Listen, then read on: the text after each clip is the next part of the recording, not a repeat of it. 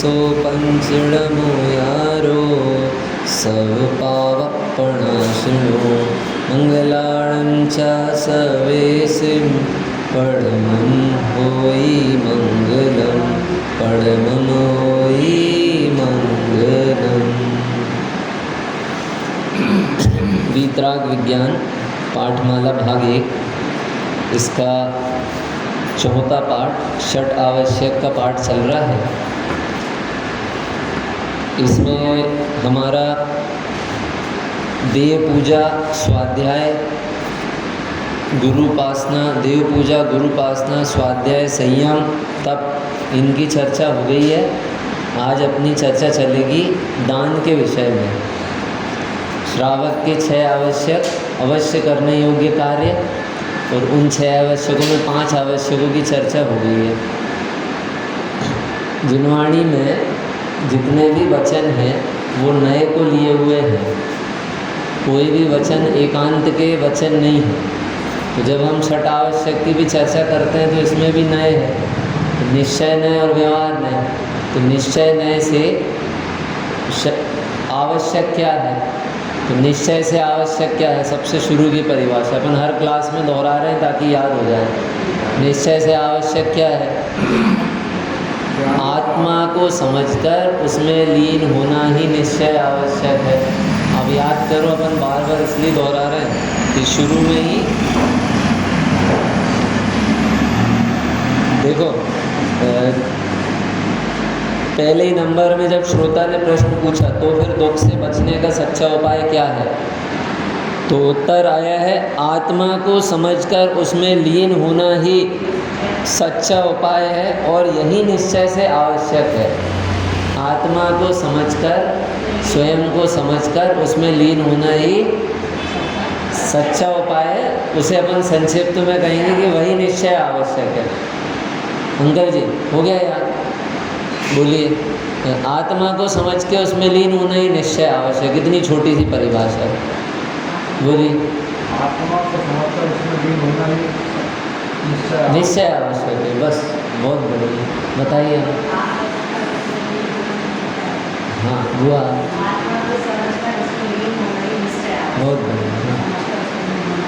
हाँ बिल्कुल सही।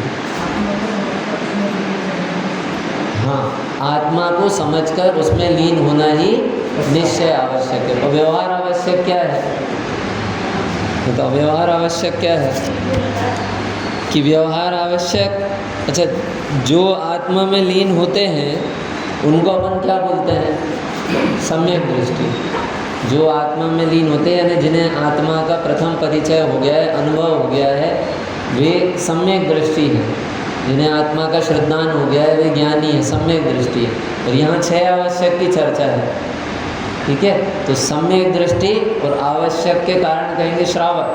सम्यक दृष्टि श्रावक के निश्चय आवश्यक के साथ साथ शुभ विकल्प भी आते हैं, उन्हें व्यवहार आवश्यक कहते हैं। पहले निश्चय आवश्यक की क्या परिभाषा थी, आत्मा को समझकर उसमें लीन होना निश्चय आवश्यक है। आत्मा को समझकर उसमें लीन होना ही निश्चय आवश्यक है। अब आत्मा को समझकर जो लीन होता है वो कौन होता है, कि सम्यक दृष्टि। और 6 आवश्यक की चर्चा है तो सम्यक दृष्टि श्रावक, 2 शब्द बन गए। तो सम्यक दृष्टि श्रावक की अब निश्चय आवश्यक के साथ साथ, क्योंकि निश्चय के साथ ही व्यवहार होता है, दोनों अलग अलग नहीं होते। कोई जीव कहे कि इसके निश्चय तो है लेकिन व्यवहार नहीं है, किसी के व्यवहार तो है लेकिन परमार्थ नहीं है, ऐसा नहीं होता। ये ज्ञानी को होते हैं और अज्ञानी को नहीं होते। तो निश्चय आवश्यक के साथ साथ जो शिव विकल्प भी आते हैं उन्हें व्यवहार आवश्यक कहते हैं। फिर से, किसको हुआ था निश्चय आवश्यक, कौन किसको हुआ था, कि ज्ञानी श्रावक है, सम्यक दृष्टि श्रावक, सम्यक दृष्टि श्रावक को हुआ था।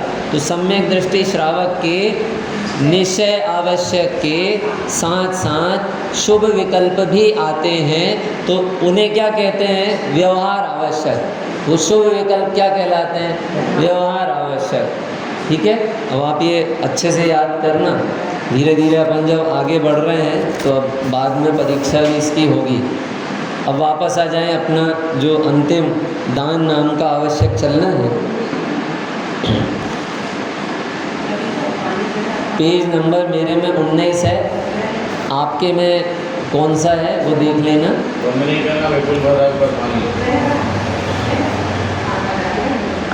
ज्ञानी श्रावक के योग्य आंशिक शुद्धि व निश्चय से अपने को शुद्धता का दान है तथा स्व और पर के अनुग्रह के लिए धनादिक देना ये व्यवहार दान है। वह 4 प्रकार के होते हैं। दो परिभाषाएं आ गई। कौन सी? ज्ञानी श्रावक के योग्य आंशिक शुद्धि व निश्चय से अपने को शुद्धता का दान है। ज्ञानी श्रावक के योग्य आंशिक शुद्धि व अपने को निश्चय से शुद्धता का दान है। इतना बढ़िया है जिनागम में। जब हम जिनवाणी को शादवाद अनेकांत से नयों से समझते हैं तो हमें इनके रहस्य समझ में आते हैं। आपको पता है आध्यात्म के नए अलग हैं और आगम के नए अलग हैं। आध्यात्म के निश्चय व्यवहार अलग हैं और आगम के निश्चय व्यवहार अलग हैं। आध्यात्म के निश्चय व्यवहार क्या है? आध्यात्म के निश्चय तो ये है कि आत्मा ही निश्चय है आध्यात्म में, और व्यवहार क्या है कि उस आत्मा के आश्रय से जो शुद्ध परिणति प्रकट होती है उस भेद परिणति को ही व्यवहार कहा है। आपको समझ में आया? फिर से निश्चय तत्व क्या है? निश्चय क्या है? आत्मा ही निश्चय, और उस निश्चय तत्व के आश्रय से जो शुद्ध परिणति प्रकट होती वही व्यवहार है। ये आध्यात्म के नए हैं। और जब आगम के नए आएंगे तो आगम के नए में वो जो शुद्ध परिणति प्रकट हुई वही निश्चय है, और उस शुद्ध परिणति के उत्पन्न होने के साथ साथ जो ये ज्ञानी श्रावक के 6 आवश्यक हैं, देशव्रती के 12 जो व्रत हैं, या महाव्रती के जो 5 महाव्रत हैं, 28 मूल गुण हैं, वो क्या है? व्यवहार है। तो ये आगम का व्यवहार है। आप समझे? आध्यात्म का निश्चय व्यवहार अलग और आगम का निश्चय व्यवहार अलग। आगम का निश्चय वो शुद्ध परिणति जो उत्पन्न हुई ना, वह आगम के अनुसार निश्चय वह है। अपन जब ऐसे ये निश्चय पढ़ रहे हैं ना, मैंने इसलिए आपको ये भेद बताया कि अभी अपन ये पढ़ रहे हैं ना, देखो अभी आया क्या? ज्ञानी श्रावक के योग्य आंशिक शुद्धि व निश्चय से अपने को शुद्धता का दान है। अब हमको ये प्रश्न उठ सकता है कि जहाँ भेद आ गया, जहाँ देना लेना आ गया, तो वहाँ निश्चय कहाँ रहा? जहाँ भेद विकल्प खड़ा हो गया वहाँ तो व्यवहार हो गया कि नहीं, ये आगम का निश्चय है, आगम का निश्चय नहीं है। हाँ, बिल्कुल ऐसा कह सकते हैं कि आध्यात्म में जिस व्यवहार की भेद की कल्पना, मतलब भेद की चर्चा है, उस भेद की बात जब यहाँ पर आगम के से हम देखते हैं तो वही भेद यहाँ पर परमार्थ निश्चय बन जाता है। शुद्ध परिणति वह यहाँ पर क्या है? निश्चय।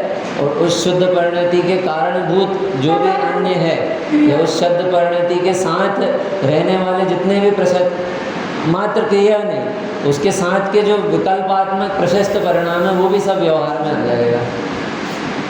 ठीक है? तो आध्यात्म में निश्चय एक शुद्धात्मा और एक समय की उस शुद्धात्मा के आश्रय से प्रकट होती हुई परिणति है आगम का, आध्यात्म का व्यवहार, और एक समय की शुद्ध परिणति वह आगम का निश्चय, और उस शुद्ध परिणति के साथ रहने वाले जो शुभ विकल्प है, प्रशस्त परिणाम है, और प्रशस्त परिणाम के साथ होने वाली वो क्रिया, वो सब कायम आ जाएगा, आगम के व्यवहार में आ जाएगा। तो यहाँ पे क्या चर्चा कर रहे हैं? देखो, ज्ञानी श्रावक के योग्य आंशिक शुद्धि वह निश्चय से अपने को शुद्धता का दान है। ये चर्चा मैंने क्यों किया? क्योंकि आत्मा तो शुद्ध ही है, स्वभावतः शुद्ध है। जो मेरा स्वरूप है वह शुद्ध ही है। मेरे स्वरूप में अगर अशुद्धता का प्रवेश हो जाए तो फिर उसे शुद्ध करेगा कौन? तो फिर यहाँ तो कह रहे हैं कि शुद्धता का दान, कि वह शुद्धता का दान भी जो है ना, वह यहाँ पर भी पर्याय की चर्चा है। यानी उस द्रव्य के आश्रय से जो स्वभाव में परिणति में शुद्धता प्रकट हुई, उस शुद्धता का दान, यानी शुद्ध परिणति का प्रकट होना, स्वभाव के आश्रय से शुद्ध परिणति का प्रकट होना, वो ही अपने को दान है। दान की चर्चा जहाँ भी आई है, सूत्र जी में भी आई है, तो दान के लिए लिखा है कि स्व और पर हितार्थ दान होता है। हाँ, तो काय के लिए दान होता है? स्वयं के और पर के हित के लिए दान होता है। तो स्वयं के हित के लिए कैसे दान देंगे? तो स्वयं के हित का दान यही है कि जो शुद्ध परिणति का प्रकट हो जाना, सम्यक्त्व का उदय हो जाना, राग द्वेष रहित परिणति का एक समय के लिए उत्पन्न होना, वही अपने आप को दान है। देखो, आप दान का ऐसा प्रकरण अपन पढ़ रहे हैं ना, तो हम अपने को दान दे सकते हैं कि नहीं? अंकल जी बोले अपने को दान दे सकते हैं कि नहीं?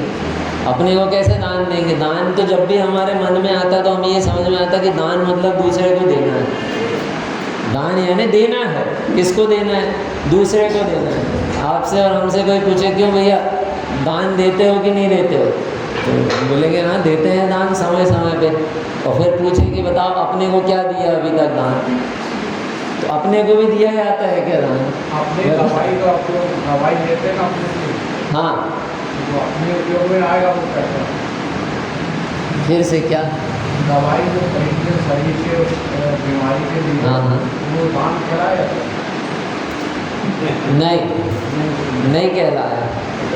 देखो, जो दान है ना, ये मोक्ष मार्ग का हेतु है। अब समझना कि जितने भी प्रकरण आए हैं ना, स्वाध्याय काय के लिए है? स्वाध्याय मोक्ष मार्ग का कारण है। अगर स्वाध्याय करते करते भी मात्र क्षोभम ज्ञान में उस विषय को बिठाया और उसका भाव भाषण अनुभूति नहीं हुई, तो वो भी स्वाध्याय नहीं कहलाया, वो अध्ययन कहलाया।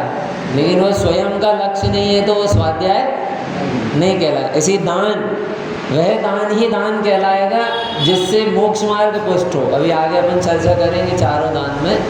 तो यहाँ पर तो निश्चय दान की चर्चा और व्यवहार दान की चर्चा। निश्चय दान में क्या करना है कि ज्ञानी श्रावक के योग्य आंशिक शुद्धि, ज्ञानी श्रावक के योग्य आंशिक शुद्धि। अभी तक ये कह रहे थे ज्ञानी श्रावक के योग्य आंशिक शुद्धि वह पूजन है, ज्ञानी श्रावक के योग्य आंशिक शुद्धि वह स्वाध्याय है। अब यहाँ पर कह रहे हैं ज्ञानी श्रावक के योग्य आंशिक शुद्धि वह अपने को निश्चय से शुद्धता का दान है। दान का प्रकरण अपने को निश्चय से शुद्धता का दान है। कितना बढ़िया दान है। यानी कुछ दान करने लायक है तो पूरे जीवन में अपने स्वरूप का, अपने स्वभाव का लक्ष्य करके अपने को ही अपनी शुद्ध परिणति दान कर दें। और दूसरा व्यवहार दान, तो स्व और पर के अनुग्रह के लिए धन आदि देना वह व्यवहार दान है। स्व और पर के अनुग्रह के लिए धन आदि देना वो क्या है? व्यवहार दान। मैं एक बार बोल रहा हूँ, आप लोग रिपीट करो। पहले निश्चय की बोल रहा हूँ, फिर व्यवहार की। ठीक है? ज्ञानी श्रावक के योग्य, ज्ञानी श्रावक के योग्य, ज्ञानी श्रावक के योग्य आंशिक शुद्धि, आंशिक शुद्धि वह निश्चय से अपने को शुद्धता का दान है। वह निश्चय से अपने को वह निश्चय से अपने को शुद्धता का दान है। ज्ञानी श्रावक के योग्य आंशिक शुद्धि वह निश्चय से अपने को, वह निश्चय से अपने को शुद्धता का दान है। मुझे आपको याद कविता दीदी बताइए। बहुत बुआ जी।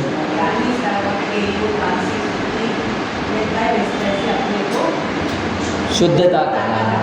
ठीक, पीछे अपने को निश्चय से, हाँ वह निश्चय से अपने को शुद्धता का दान जी। निश्चय से बहुत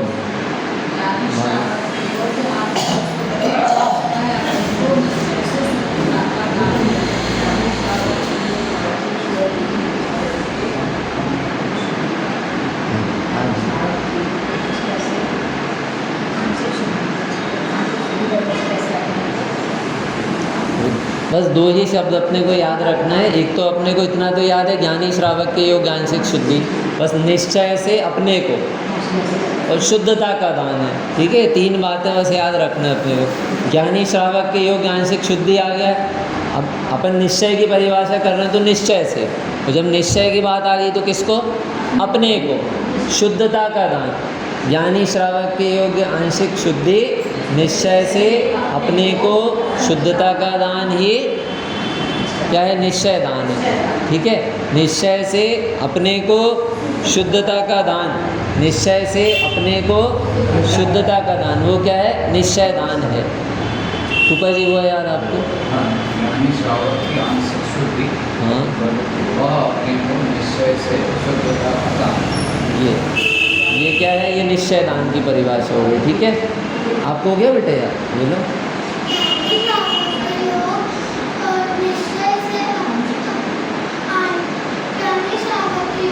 आंशिक शुद्धि,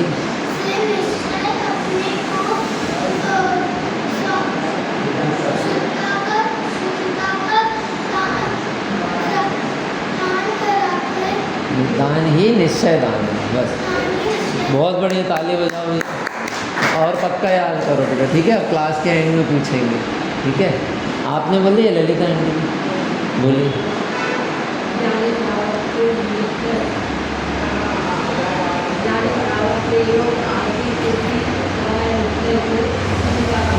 हाँ ठीक है, आप बोलेंगे?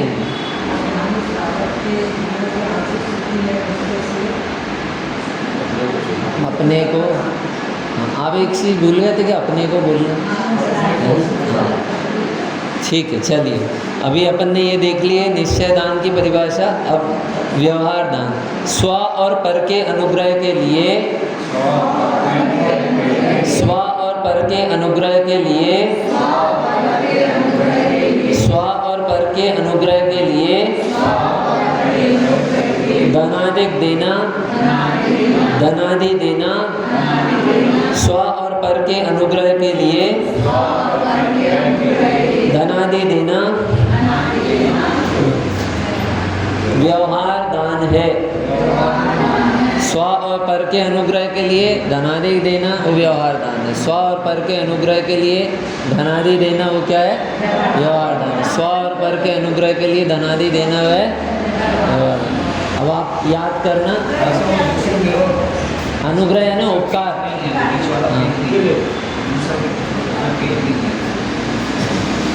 बोलिए।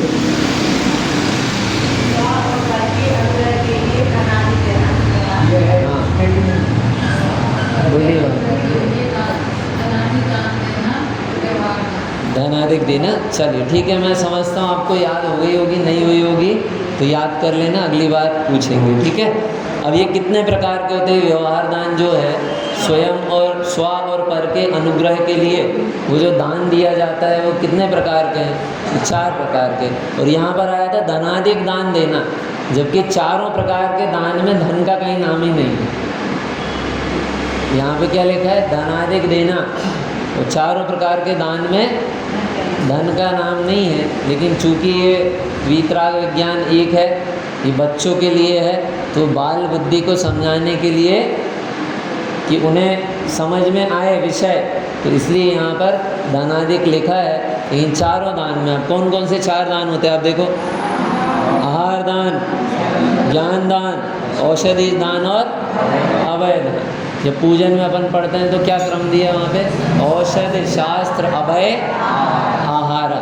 ध्यान है आपको 10 लक्षण की पूजन में? औषध, शास्त्र, अभय, आहारा। अब इसमें धन का नाम आया कि नहीं? कहीं नहीं। आप देखो रुपया पैसा का दान कहीं पर आया, लेकिन विडम्बना ये है कि जब भी दान की चर्चा चलती है तो सबसे पहले हमको क्या ध्यान में आता है? धन देना है, हमको धन देना है, उसी का नाम दान है। अपन किसी से बोलेंगे आपको दान देना है तो क्या बोलेंगे वो? तो बताइए कहाँ देना है, कितने देना है, कहाँ लग रहे हैं, कितने लग रहे हैं ना?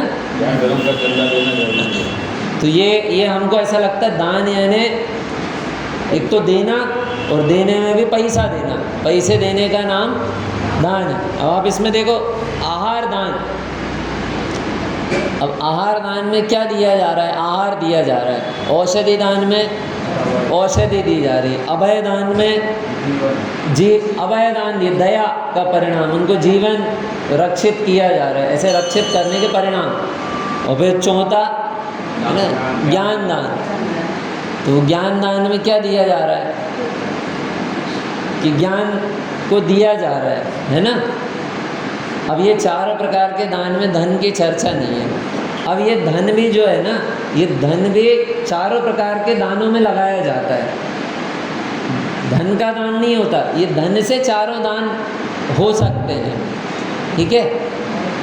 और अपन सूक्ष्मता में जाएंगे तो जहाँ दान हो रहा है वहाँ पर ये धन निमित्त रूप में उपस्थित हो सकता है। धन से भी दान नहीं होता, यानी धन से भी चार प्रकार के दान नहीं होंगे। आप बोलो धन से हम ज्ञान दान कैसे देंगे? धन से ज्ञान दान दे सकते हैं क्या? दे सकते हैं। जब शास्त्र अपन ने दिया किसी को दान, तो अपन ने खरीद के शास्त्र दिया, ठीक है। अब वो शास्त्र उसने ले आके घर की अलमारी में सजा दिया, वो जीवन भर नहीं पढ़ा, तो हमने उसको ज्ञान दान दिए कि नहीं? और अपन जैसे आते हैं पंडित लोग आते हैं, उनके सम्मान में अपन शास्त्र दान देते हैं। बिल्कुल देते हैं। मैं आपको वही जो बिंदु समझा रहा हूँ ना, अगर आपको समझ में आएगा तो मज़ा आएगा कि जब ज्ञान दान का अर्थ ये नहीं है कि मात्र धन से हमने ज्ञान दान दिया जा सकता। जब कोई ज्ञान अर्जित कर रहा है उस समय धन के द्वारा कोई वस्तु हमने उपलब्ध कराएं, उससे उसको ज्ञान अर्जित हो रहा है, तो वह निमित्त रूप से ज्ञान दान भी कहा जाएगा। आप समझे? हमने जिनवाणी दिए और वो जिनवाणी सामने वाला पढ़ रहा है अथवा नहीं पढ़े, लेकिन हमारे मन में उसे पढ़ाने की भावना है कि वो पढ़े। आप समझे? यानी हमारे तो ज्ञान के प्रसार की भावना है, और वो नहीं भी पढ़ेगा तो भी हमें ज्ञान दान का फल लगेगा, ज्ञान दान का फल लगेगा। यही मात्र धन से नहीं। कोई सोचे पहले जब ग्रंथों के जो मूल्य होता था वो बहुत अधिक होता था, वो तो बहुत सोनगढ़ का उपकार है कि वहाँ से बहुत ग्रंथों का प्रकाशन हुआ, बहुत मूल्यों को बहुत कम किया। 50-100 रुपये का छपने वाला ग्रंथ 2-2, 5-5 रुपये में दिए कि लोगों के घर घर तक जाए, और उसी का प्रभाव था कि मंदिरों की अलमारियाँ भर गई थी। आपको एक बार बताया था, मैं वहाँ गया था भोपाल शिविर में पढ़ाने, तो वहाँ शिविर के पढ़ाने के बाद वहाँ पर एक दिन पूरे मंदिरों के दर्शन कराने गए, और वहाँ पर एक जगह 4 अलमारी रखी थी, ऐसे अपने से भी बड़ी बड़ी, और चारों अलमारी खाली थी। वहाँ पर एक अलमारी में बस कोने में 8-10 ऐसे पूजन की पुस्तकें रखी थी। तो मैंने पूछा कि इतनी खाली क्यों है अलमारी? तो बोले यहाँ से सोनगढ़ का साहित्य हटाया गया है। तो मैंने कहा इतना साहित्य था और कहीं का प्रकाशित था ही नहीं क्या? तो देख के समझ में आया कि कितना प्रकाशन हुआ है, कैसे घर घर में लोगों के पास तक ये साहित्य, यानी जिनवाणी जिनवचन उनके पास तक पहुँचे। तो ये सारा जो उपक्रम करते थे, जिनकी भावना होती थी, तो वो क्या करते थे कि वे ज्ञान दान में निमित्त बनते थे। एक प्रकार और है, जैसे अपन ने किसी बच्चे को पढ़ने भेजा और आर्थिक स्थिति से पढ़ने योग्य नहीं है, अगर हमने धन से सहायता करके उसके ज्ञान में वृद्धि करने को काम किया, ये ज्ञान दान नहीं हुआ।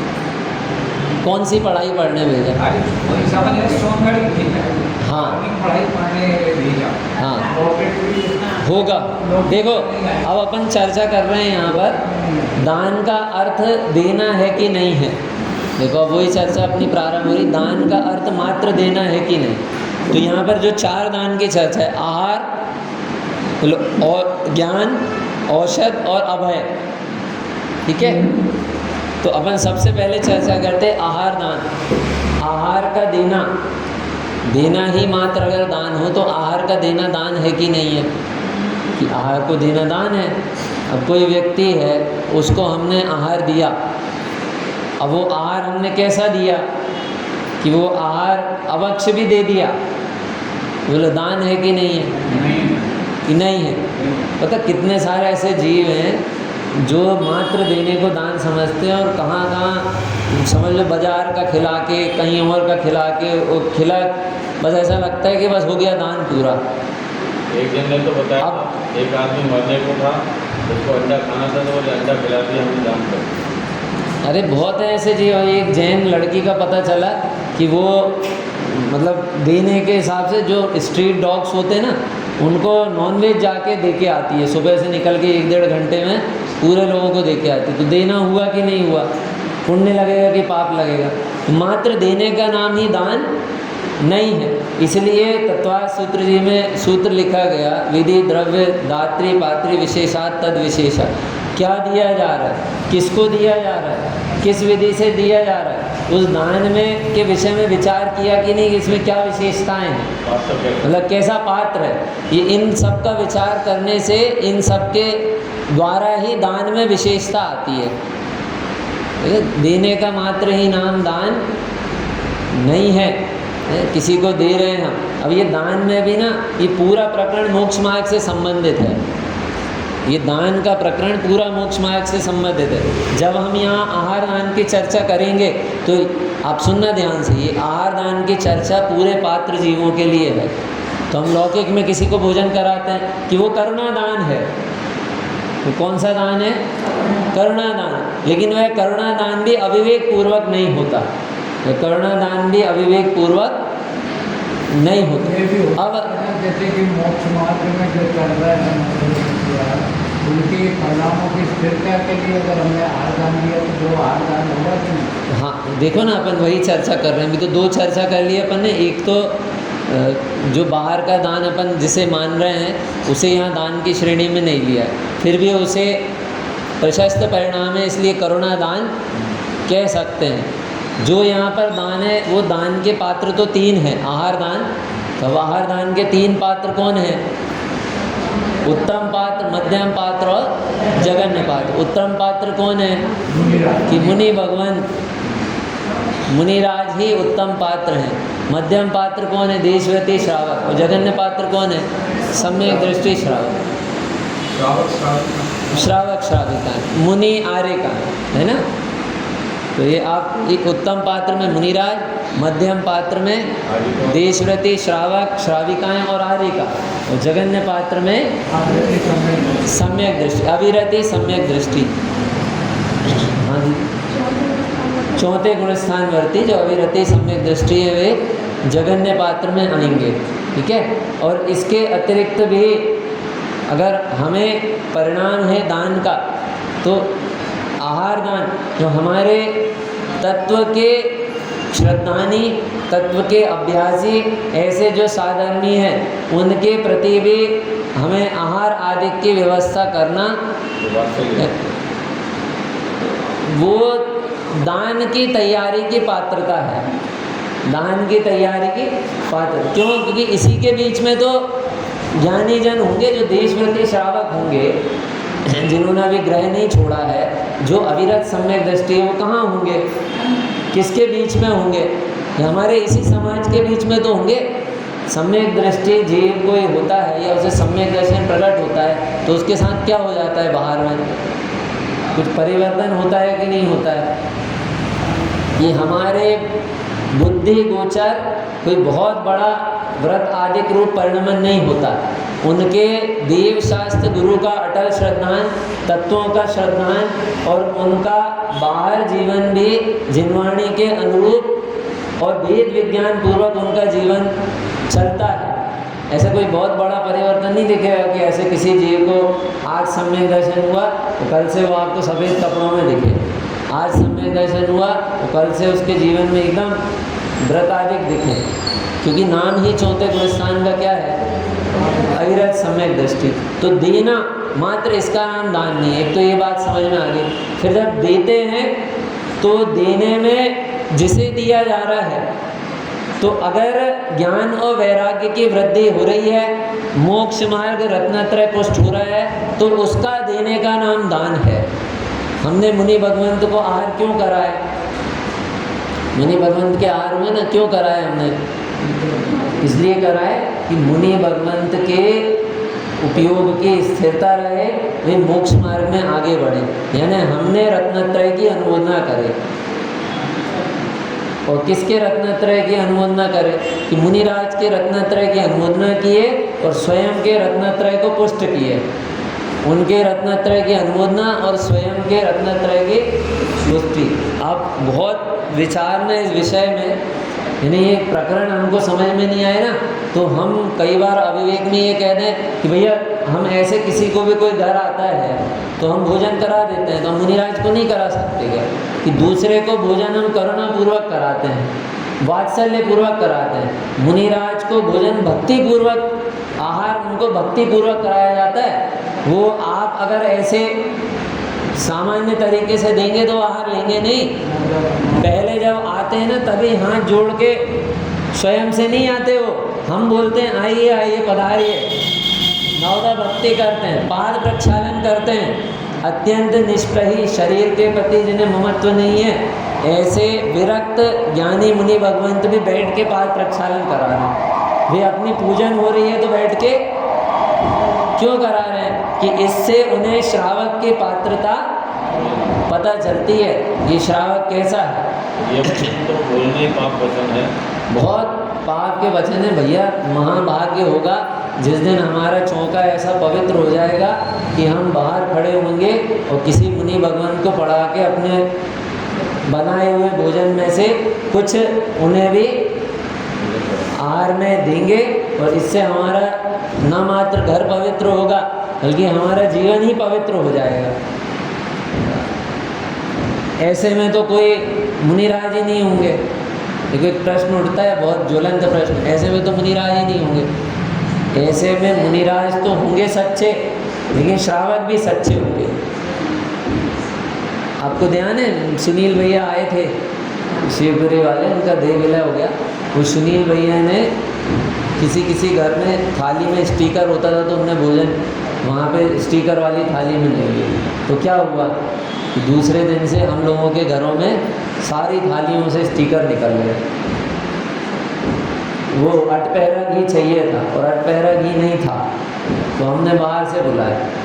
उस समय मैंने भी घर में यही कहा था कि अपने को अटपहरा घी अब हमेशा रखना है।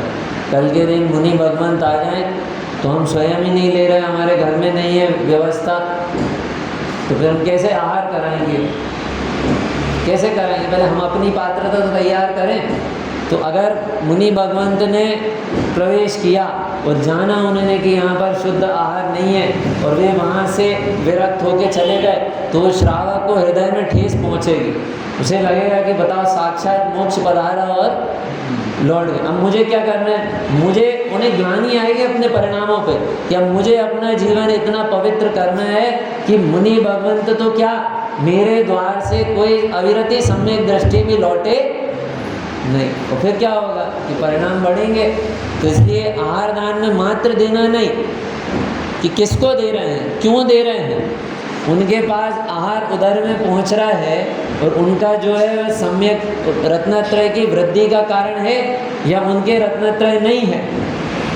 बहुत विचार करना। हाँ, और सच में तो ये जितना भी दान का प्रकरण है ना वो अपने लिए है, तो मेरे रत्नत्रय की वृद्धि के लिए है।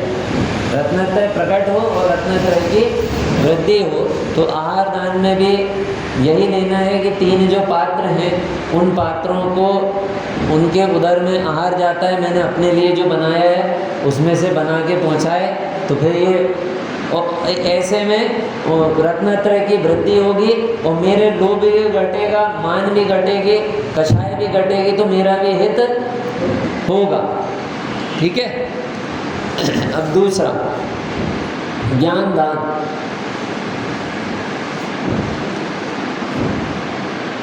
ज्ञान दान में ज्ञान को देना। अब ज्ञान को दिया जा सकता है नहीं, आहार में तो फिर भी लग रहा था कि मैंने आहार बना के और मैं किसी को दे सकता हूँ। और आहार दान में आप बहुत ही अनुभूत विषय है। जब तक हम स्वयं उस रूप परिणति हमारी नहीं होगी तब तक हम शुद्ध आहार करा ही नहीं सकते। जब तक करेंगे नहीं तब तक नहीं करा सकते। क्यों नहीं करा सकते? कारण ये है कि हमें उसके विषय में होने वाली छोटी छोटी भूलें और जो वो कार्य क्रिया कर रहे हैं उसके पीछे की परिणाम की विशुद्धि उसकी हमको खबर।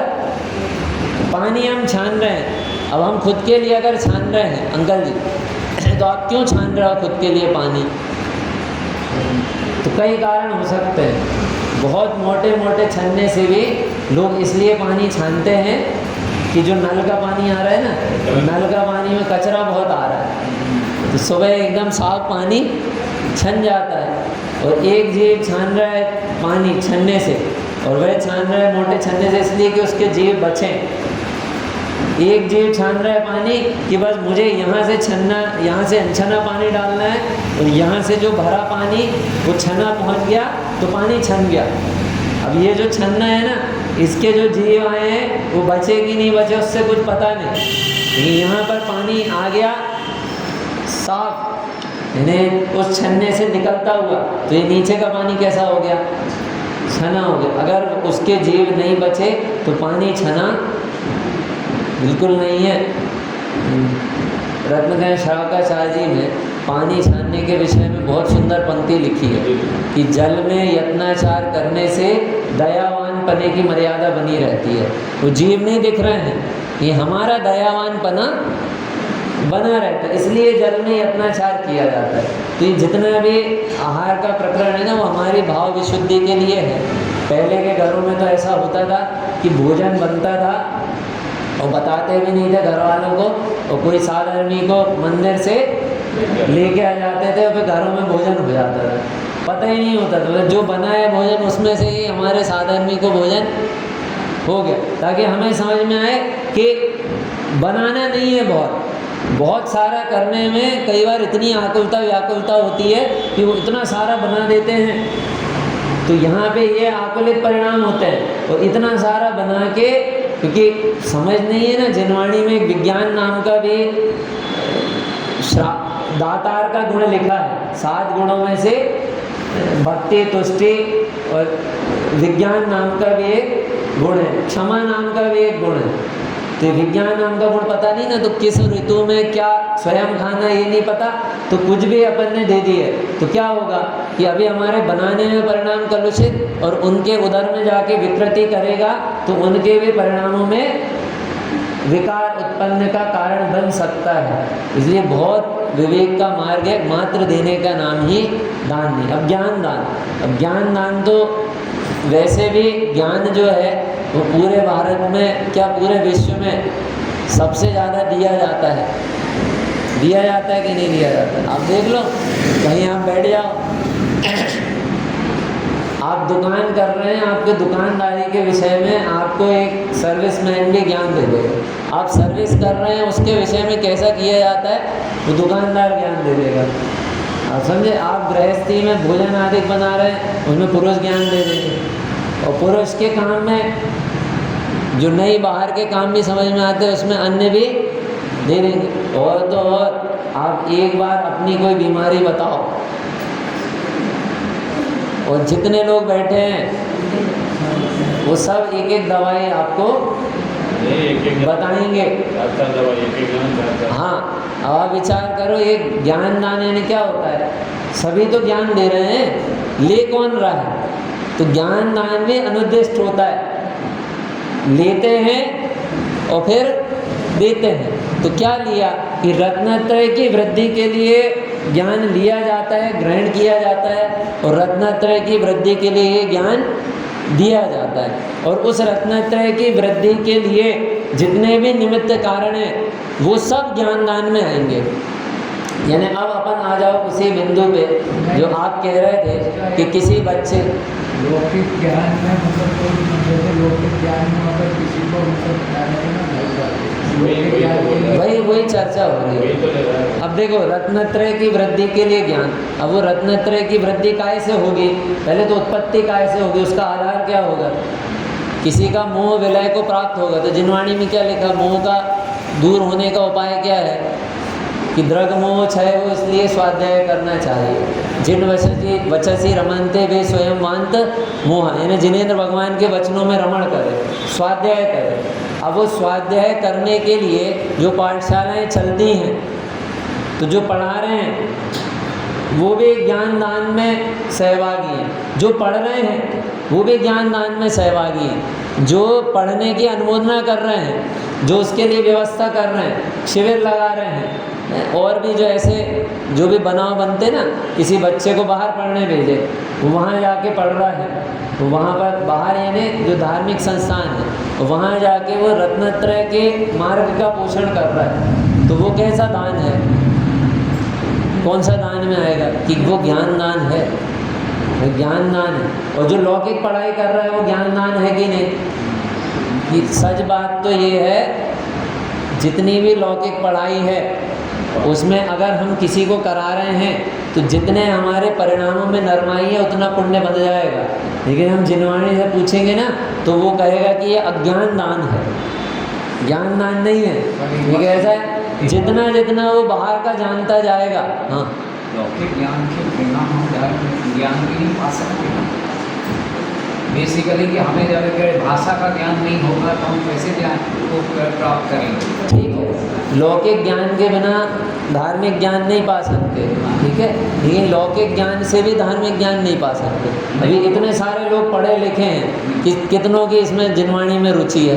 तो मैं यही वाला प्रश्न कुंदू स्वामी ने कोई लौकिक ज्ञान नहीं। और दूसरी बात, एक चीज़ और बताऊं आपको, जब हम धर्म को बहुत विनय से भक्ति से पढ़ते सुनते हैं, ठीक है, सुनते हैं, और उस समय कर्म की ऐसी व्यवस्था बनती है कि हमारे जो ज्ञान का क्षोभशमहीन था वो ज्ञान का उघाड़ होने लगता है।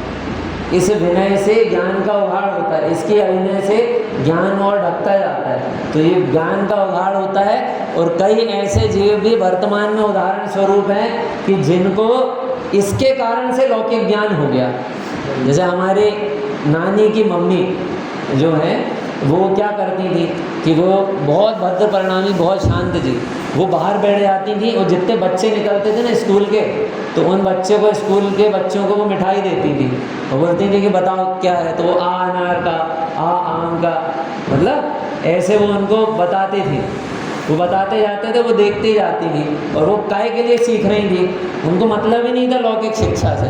उनको तो हर बार ये लगता था कि मैं शास्त्र क्यों नहीं पढ़ पाती हूँ। और बाद में कुछ समय बाद वो सूत्र जी आदि भी पढ़ने लगी थी। आप सोचो, कोई स्कूल नहीं गया, जिसको आ ये भी नहीं आता है, वो सूत्र जी का अभ्यास करने लगा, काय के कारण। तो बात सही है, ठीक है। तो स्मृति के कारण से हमारी मदर वगैरह हमने पढ़ा लिखा काम पर वैसे हाँ, अब आप बताओ।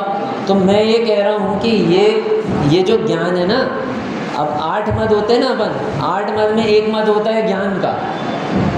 एक मद कौन सा होता है? अब आप बताओ, सारे मद तो ज्ञान से दूर होते हैं। और ज्ञान का ही मद हो जाएगा तो काय से दूर होगा?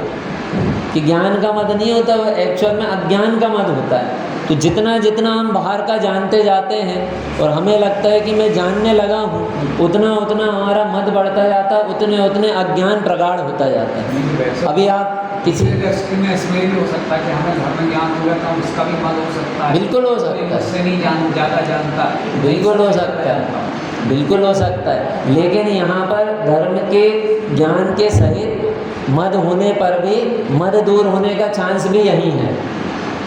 जैसे जो पुष्पडाल मुनिराज थे, पुष्पडाल मुनिराज को 12 साल कानी स्त्री का राग रहा, लेकिन कानी स्त्री का राग भी दूर हुआ तो वारिशेण के निकट, नहीं तो जीवन भर दूर नहीं होता। वो कानी स्त्री के राग में ही वो अंत में चले जाते। मतलब दूर भी कहाँ हुआ कि यहाँ हुआ, है ना। आप देखो, जो लौकिक पढ़ाई है ना, आप अभी बाहर में जो लौकिक बहुत पढ़ाई कर रहे हो, उन बच्चों से धर्म की चर्चा करो तो वो क्या कहते हैं, उनके अपने अलग ही अलग धर्म के फॉर्मूले हैं। यानी कोई ये कहेगा कि भैया मुझे तो नहीं जमता, इतने मंदिर बन रहे हैं, बहुत मंदिर बन रहे हैं, मुझे तो नहीं जमता, इतने मंदिर बना रहे हैं, इतनी प्रतिमा विराजमान कर रहे हैं। उससे पूछेगा क्यों? कि पिछले बार तुमने, अभी तुम्हारे पास घड़ी रखी थी, 4 घड़ी और रखी थी, पिछले बार तुमने घड़ी ऑर्डर कर दी है, ये अनावश्यक घड़ी क्यों ऑर्डर कर रहे हो? वो तो क्या कर रहे हैं, अच्छी लग रही, नए फीचर आ रहे हैं, पुरानी वाली पुरानी हो गई थी, अब ये नई है। अच्छा, तुमने पिछला प्लाट खरीदे थे, अभी तो 4 प्लाट थे ना, रहोगे तो एक में, तो फिर ये 4 क्यों खरीद लिए? वो क्या कर रहे हो, तो धन आ रहे हैं तो लगाएंगे ही ना। अच्छा, यहाँ धन लगाना तुम्हें अपव्यय नहीं लगता है, तो वहाँ धन लगाने से बचते हो, सोचते हो कि ये तो बेकार का काम है। यानी अपने 10 प्लाट तो बढ़िया लगेंगे, अनुपयोगी नहीं लगेंगे। और 10 मंदिर जो बने हैं वो, ये तो मिथ्यात्व की तीव्रता है। मैं ये नहीं कह रहा हूँ जहाँ पे ज़रूरत नहीं है वहाँ पर बनाना चाहिए, आप सुन लेना ध्यान से। ये जहाँ पे बन रहे हैं वहाँ पर बिना विचार के कह देना कि यहाँ पर तो बेकार बन गया।